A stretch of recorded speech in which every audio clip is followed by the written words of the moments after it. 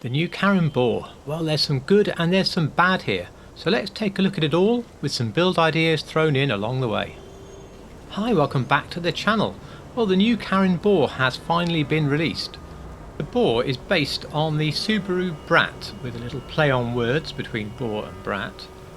Now Brat stands for, are you ready?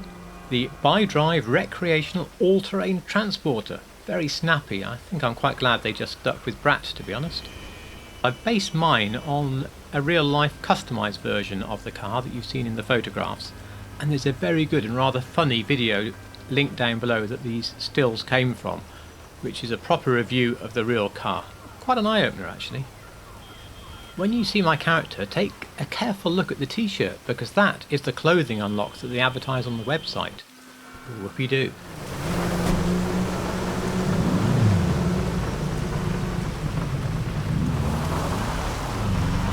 Rockstar have done a really excellent job with the styling of this car. There are, as always, detailed differences between this and the real Brat, but not that many. It really is pretty close. However, look at the headlights and the grille. This is my main complaint with the visuals of this car. The entire headlight and front grille area just looks like one long sticker that's been stuck on. Now they do this with the NASCAR cars, because of course the NASCARs are just a body shell with a sticker of headlights on, and that's absolutely great. But for this car, no, I don't think it's good enough, and unfortunately once you've seen this, you cannot unsee it. In common with other cars in the game, but not all other cars in the game, unfortunately any add-on lights don't light up, which I always find a little bit disappointing.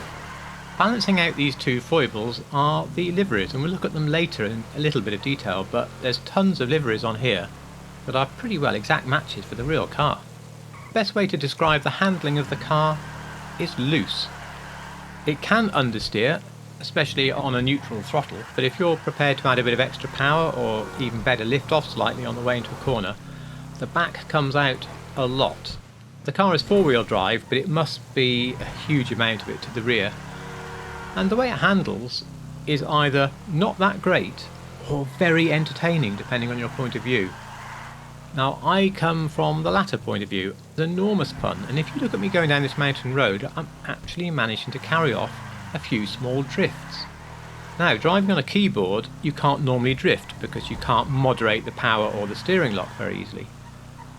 This car is even great fun on a keyboard. I absolutely love driving it in conditions like this. I think it is fantastic.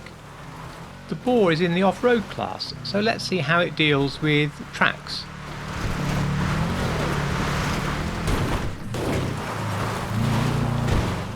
As you can see, no real problems going up this twisty, loose track.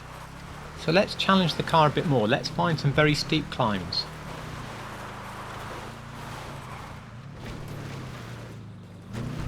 Well, so far so good. This is making a good job of climbing this steep hill. But of course, what if I stop and then start again on an even steeper bit?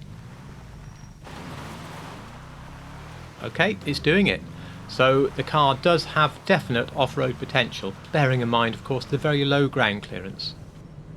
Here's another build idea for the vehicle, very simple to do, just the wheels and the livery, and it's the car from the TV show My Name is Earl. Onto the lap, and I've decided to compare it against the Drauga, because the Drauga is the fastest in the off-road class, and both my Boor and Drauga have a stage 4 engine tune, but the other parts of the performance are not maxed out. And you can see there's an 8.5 second difference between the two lap times. The Drauga monstered the Boor, so you're not buying the Boor in any way for competitive driving. The real car only has 73 horsepower, so I think it's fair to say that this one in game is quicker than the real one. However, it's not that quick, and this is combined with some rather poor brakes. I mean, they're okay, but you do find yourself having to brake a bit earlier than you think is really necessary. So those are both eating into the track performance. Then you have of course a limited top speed, and especially the car is deflected quite a bit by bumps, which caused half of my laps to end in crashes anyway, and that lack of grip makes it hard. The Drauga rides every bump as if it's not even there. It has much better brakes, and it's so easy to set the lap time in that car.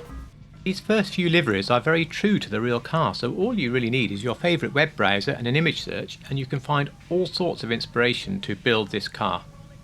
There's also enough customization in the game to build an off-road version of the car, but bear in mind that you can't have the lift kits or the big monster wheels, so you can only go so far if you choose the off-road direction for your build.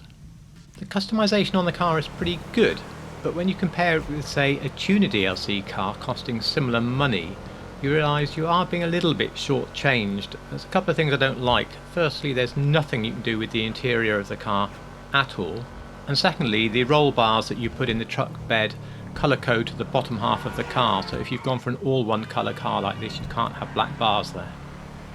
To rate this car out of 5 stars, for looks I give the car 4 stars. I mean, it could have been a 5-star car, but I can't overlook that stickers for headlights that we talked about before. Otherwise, an excellent looking car.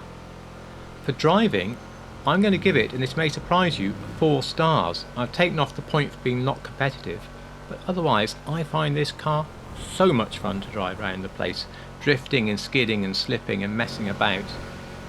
If that's not your style of driving in GTA though, you may score that differently, and you may look upon this car very differently from the way I do, so do bear that in mind. Lastly, value for money. 1.28 million, then you have to add your upgrades, so let's say 1.4, 1.5 million.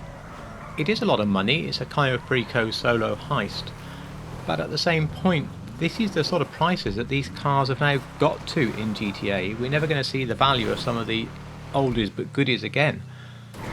For the money, I think it's actually pretty good value, so I'm giving it 4 stars here as well. So there we go, 4 stars all round. I really like the car, I'm very pleased I bought it. If you watch the whole review through, that should give you a balanced opinion as to whether you would like the car or not. It took a while to put together. If you did get value or entertainment from it, I would really appreciate a like. It really does help spread the channel to other people, as do comments, so I'd love to know whether you agree or disagree. If you like real cars in GTA, I think you'll find it's worth subscribing to this channel. And otherwise, as always, thank you so much for watching.